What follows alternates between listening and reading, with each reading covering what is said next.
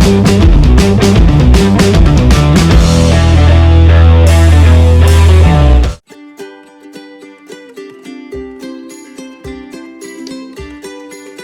teman-teman, selamat datang kembali di channel YouTube saya dengan pembelajaran kimia. Hari ini kita akan membahas tentang sifat koligatif larutan.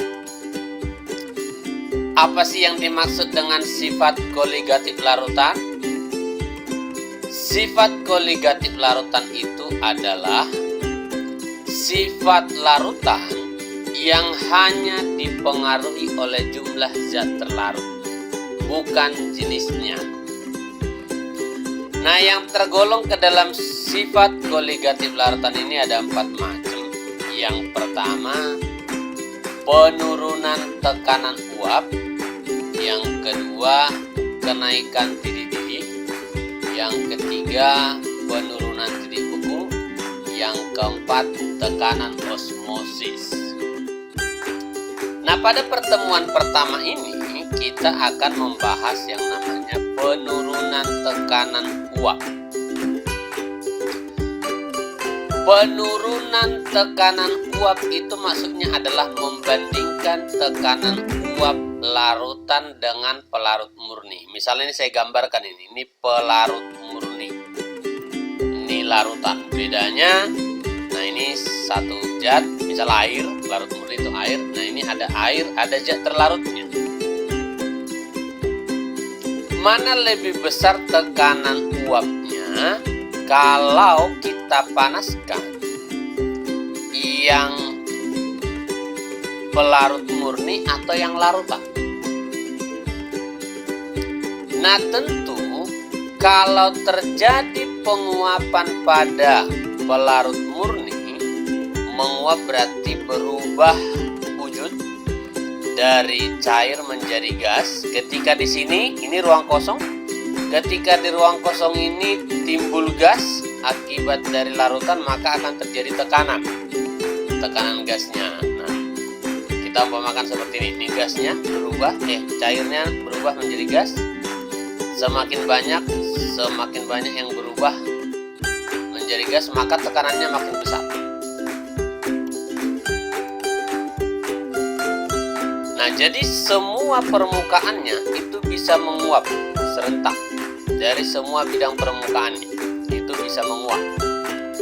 Nah, tekanannya kira-kira sedemikian. Nah, lalu kalau kita ambil larutan, nah di sini kan ada dengan mengumpamakan bahwa zat terlarutnya tentunya adalah zat padat, bukan yang mudah menguap ya. Misal kita buat zat terlarutnya gula atau garam, ya tentunya yang lebih sukar menguap dari air.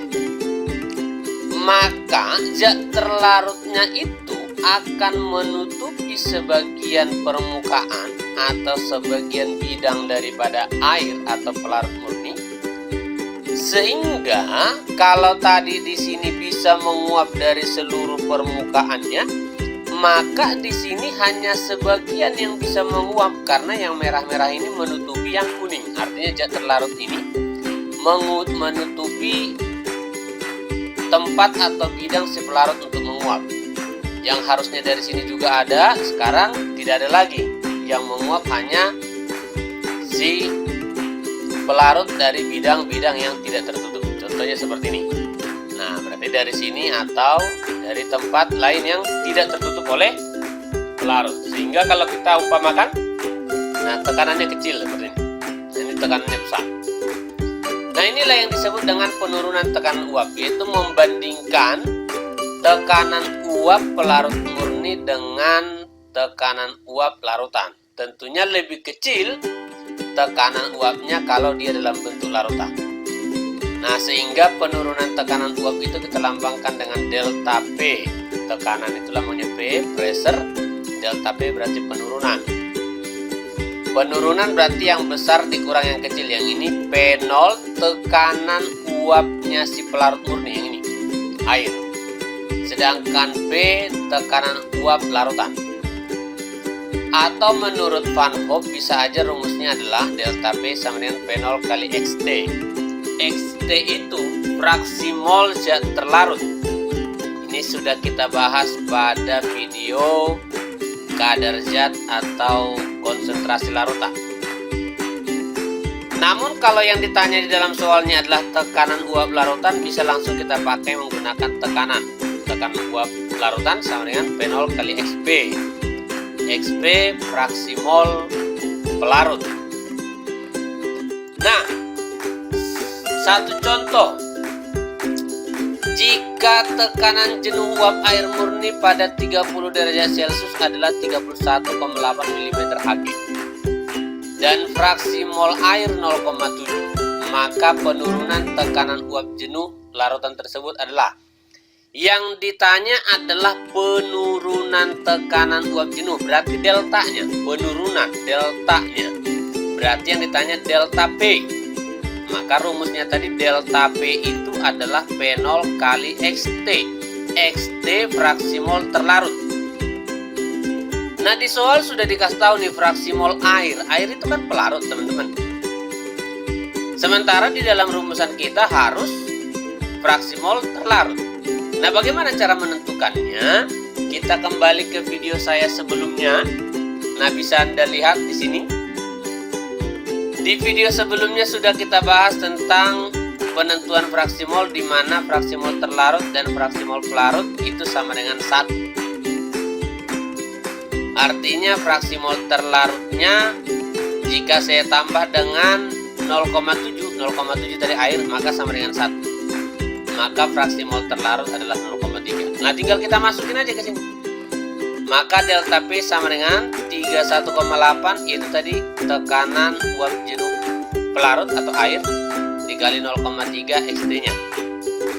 Maka ini tinggal urusan matematika. Ya, terserah mau pakai kalkulator atau hitung manual. Maka delta P sama dengan 9,54. Nah, demikian cara menentukan penurunan tekanan uap. Nah, contoh berikutnya. Misal, fraksi mol larutan urea dalam air 0,2. Nih fraksi mol larutan urea. Nah, maksudnya nih sini fraksi mol ureanya 0,2. Tekanan uap jenuh air murni pada suhu 20 derajat Celcius sebesar 17,5 mm Hg. Maka penurunan uap jenuh. Nah, ditanya lagi, maka tekanan uap jenuh, bukan penurunan ya, maaf salah. Maka tekanan uap jenuh larutan pada suhu tersebut adalah tekanan uap jenuhnya, bukan penurunan yang ditanya. Kalau yang ditanya tekanan uap larutan, berarti langsung kita pakai rumus P. Tadi P sama dengan P0 kali XP. P sama dengan P0 kali XP. Nah, kebalik nih soal nih. Yang dikasih tahu adalah fraksi mol urea, berarti XT-nya. Lalu yang mau kita butuhkan XP. Nah, kalau di sini P, maka di sini XP. Kalau di sini delta P, di sini XT. Begitu cara ingatnya ya. Yang kita mainkan aja tadi rumusnya, bahwa XP ditambah XT harus sama dengan 1. XT-nya terlarutnya urea sudah dikasih tahu 0,2. Berarti XP-nya sama dengan 0,8. Ya tinggal masukin. Maka tekanan uap larutan adalah P0 pelarut 17,5 kali 0,8. Hasilnya tinggal kita hitung pakai manual atau kalkulator, terserah. Berarti 14 mm Hg. Nah, supaya lebih mantap saya tambah soalnya. Perhatikan soal berikutnya. Suatu zat non-elektrolit dilarutkan ke dalam air dengan perbandingan massa 2:3. Perbandingan massa ya, berarti massanya si zat itu non-elektrolit 2 gram, massanya air berarti 3 gram. Dan ternyata larutan itu mempunyai tekanan uap. Larutan itu berarti ini tekanan uapnya si larutan 15 mm Hg. Jika pada keadaan tersebut tekanan uap air adalah 18 mm Hg, maka massa molekul relatif zat tersebut adalah massa molekul relatif itu Mr. Nah, ini di sini diketahui ada tekanan uap air, kemudian ada tekanan uap larutan. Ini tekanan uap larutan tadi, ini tekanan uap air. Ya tinggal kita pakai rumusnya, ini terserah yang mana juga bisa kita gunakan. Nah, misalkan saya menggunakan yang P, bukan delta P. P sama dengan P0 kali XP. Nah, kita mainkan rumusnya. P sama dengan P0. Ingat XP di fraksi mol pada video sebelumnya adalah mol pelarut per mol pelarut tambah mol terlarut. Fraksi mol pelarut adalah mol pelarut per mol pelarut tambah mol terlarut. Artinya mol pelarut per mol total. Maka tinggal kita masukin angkanya.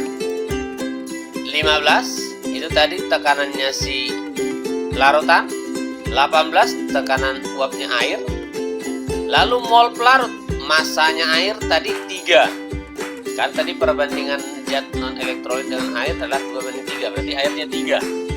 3 per ini mol, berarti per mr. Mr-nya si air 18. Lalu 3 per 18 masih NP ditambah 2 per mr. Kenapa per mr? Karena kita tidak tahu siapa zat non elektrolit. Itu tadi yang ditentukan, yang mau dicari. Masanya ada 2 gram. Ya tinggal hitung matematika juga ini berarti. 45 ini kali silang nih. 15 kali 3 per 18. 45 per 18. 15 kali 2 per mr berarti 30 per mr. Sama dengan 18 kali 3 per 18 berarti 54 per 18. Kita pindah yang ini ke sini, berarti 30 per mr sama dengan 9 per 18. Karena kalau dipindah berarti jadi dikurang. Maka tinggal kita coret-coret yang bisa dicoret. Yang ini kita coret, berarti di bawahnya tinggal 2 kali silang mr-nya 60. 9 dengan 18, 1 di atas, di bawah 2 kali 30, mr-nya 60. Nah demikian caranya untuk menentukan soal-soal atau untuk membahas soal-soal sifat koligatif larutan. Tapi semuanya ini adalah untuk larutan non elektrolit. Contoh berikutnya, tekanan uap jenuh air pada suhu 98 derajat Celcius adalah 774 mm3. Lalu tekanan uap larutan urea 20% massa pada suhu tersebut adalah berapa? Nah ini dikasih tahu nih. Yang ditanya adalah tekanan uap larutan urea 20% massa. Nah dikasih tahunya 20% massa.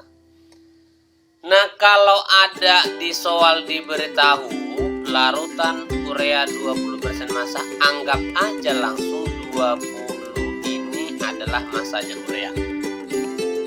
Karena dalam persen total kan 100 ya. Berarti airnya itu adalah 80%. Anggap aja persen itu jadi massa. Berarti ureanya 20 gram, airnya berarti 80 gram. Yang ditanya tekanan uap larutan, langsung kita pakai rumus P. P sama dengan P0 dikali XP. Tinggal masukin angkanya. P yang ditanya P0-nya 774 tadi. XP tadi NP per NP tambah NT. NP itu mol pelarut, mol terlarut. 774 kali pelarut. Tadi kan kita anggap 80% itu jadi 80 gram. Berarti 80 per 18. Yang ini pelarut juga 80 per 18. Ini terlarut tadi 20 gram. Jadi 20 per 60 karena mr ureanya 60. Nah ini tinggal kita hitung secara matematis. Yang ini di bawah ini kita samakan dulu penyebutnya semua. Berarti yang ini kita bagi habis, lalu kita kali sama-sama kali 3. Kalau saya kali 3 berarti ini jadi 6, ini 18. Maka penyebutnya sama. 80 per 18, 80 per 18 tambah 6 per 18. Maka kalau kita hitung 774 dikali 80 per 18 per 86 per 18. Sama-sama per 18 berarti tinggal kita coret. Maka hasilnya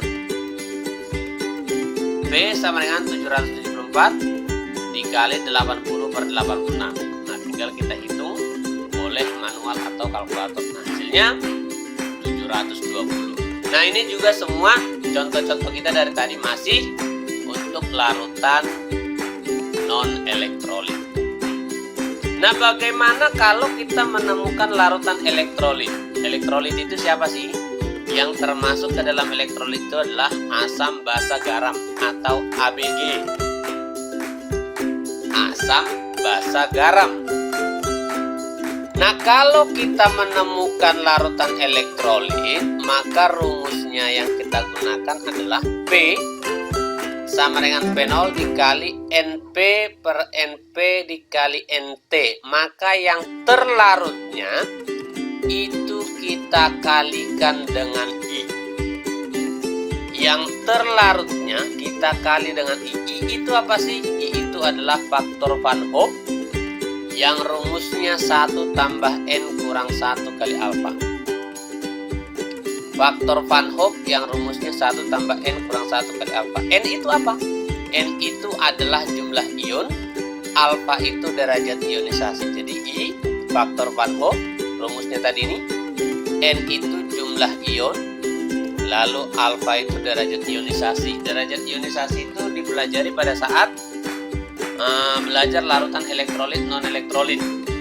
Kalau non elektrolit derajat ionisasinya 0, kalau elektrolit lemah di antara 0 sampai 1, kalau elektrolit kuat derajat ionisasinya 1. Nah, contoh soal atau Chunshu. Jika 5,85 gram NaCl dimasukkan ke dalam 90 gram air dan tekanan uap jenuh air murni adalah 31,8 ml/Hg. Tentukanlah tekanan uap jenuh larutan tersebut. Nah, yang ditanya tekanan uap jenuh larutan berarti P. Tinggal kita masukkan rumusnya. Maka P sama dengan P0 kali NP per NP tambah NT kali I. Nah, tadi terlarutnya adalah NaCl, berarti garam. Garam kuat. NaCl itu garam kuat. Maka kita tentukan dulu I-nya. Cara menentukan I tadi 1 tambah N kurang 1 kali alfa. Menentukan N, NaCl kita ionisasi jadi Na plus dan Cl minus. N itu jumlah ion, maka jumlah ionnya ada 1 yang ini tambah 1 yang ini, jadi 2. Maka jumlah ionnya 2. Lalu alfanya, karena ini elektrolit kuat berarti alfanya sama dengan 1. Tinggal kita hitung. I sama dengan 1 tambah, tadi jumlah ionnya ada 2 dikurang 1 kali alfa. Alfa derajat ionisasinya sama dengan 1. Maka I-nya sama dengan 2. 2 kurang 1, 1 kali 1, 1 ditambah 1 sama dengan 2. Lalu tinggal kita masukkan ke rumusan ini. Tadi P0-nya diketahui di soal 31,8. NP itu tadi massa pelarut per mR-nya atau mol pelarut. Tadi diketahui di soal massa pelarut 90. Kalau kurang jelas nanti bisa diundur video ke video sebelumnya, teman-teman. Dibalik di situ masih ada masanya. Nah, masanya 90/18, yang ini juga 90/18. Tadi massa NaCl 5,85 per 58,5. Nah, dikali I-nya, ini tadi kali I-nya dari sini, kali 2. Oke, nah biar jelas nanti soalnya bisa dibalik videonya ya, teman. Mundur dulu. Baca lagi soalnya, baru lihat pembahasannya. Karena nggak muat tadi satu layar. Lalu kalau udah seperti ini tinggal kita hitung aja. Maka P sama dengan 31,8 dikali 90/18 berarti 5. Yang ini 5. Yang ini 0,1 dikali 2. Berarti hasilnya 31,8 kali 5 per 5,2. Ini 0,1 kali 2, 0,2 tambah 5, 5,2. Tinggal kita hitung pakai kalkulator atau manual boleh. Maka P-nya sama dengan 30,58 ml/Hg.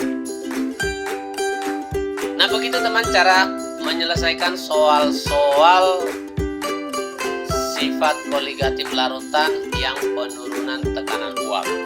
Nanti untuk titik ini, titik buku dan tekanan osmosis kita lanjutkan pada video selanjutnya. Semoga video ini bisa membantu teman-teman untuk pembelajaran di sekolah. Terima kasih.